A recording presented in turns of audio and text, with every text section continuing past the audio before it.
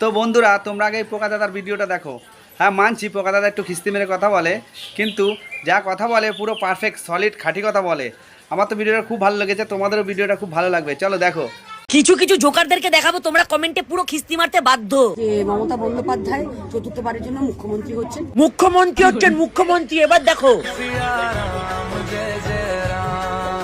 ঝাঁটে না চুচি বাতে উচি উচি, আর এরা এখন পাচ্ছে না ধরার জন্য কারোর বিচি। নিজের গাড় বাঁচাতে হবে না, তাই জন্য এখন আবার এসব পোস্ট করছে। চলো আর একটা জোকারকে দেখে আসি। তোমরা একটু দাঁড়িয়ে থেকো, ঘন্টা দুয়েকের মধ্যে বিজেপির সব লোকজন কিভাবে পালায় ল্যাজ গুটিয়ে দেখো।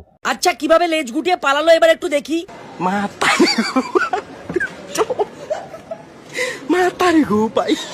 বাংলা ইন্ডাস্ট্রিতে জিতবাজের প্রত্যেকটা অভিনেতাকে এই পার্টিতে দেখা গেছে, এবং তারা তো হেরে ভূত হয়ে গেছে। এবার তারা কাজ পাবে কিভাবে, তার জন্য এখন শ্রীরামের গান গাইছে। আর একটা চোর মাল আছে, মানে এই পার্টিতে তার গান পুরোপুরি বিরাট ভাইরাল। সে আবার দেখি ভগবান শ্রীরামের গান পোস্ট করেছে এখন।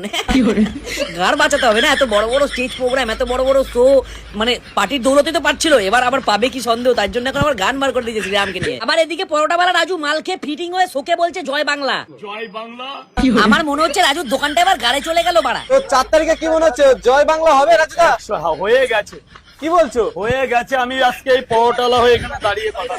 দেখি তুই কথার কি দাম রাখলি। জয় শ্রীরাম, জয় শ্রীরাম। এই রাজু বাড়া পুরো ঝুল মালা, পুরো ঝুল বাড়া। এই রাজুকে বিচিতে ঘুঙুর বেঁধে ল্যাংটা করে পুরো শিয়ালটা দৌড়ানো করানো উচিত এখন। বাড়া ওই চোয়াল মুখ নিয়ে করে বড় বড় কথা, তো সেটা ভেঙে দেবো বাড়া বাঞ্চোর ছেলে। আর কোন কোন জোকাররা মিস গেল কমেন্ট করে জানিয়ে।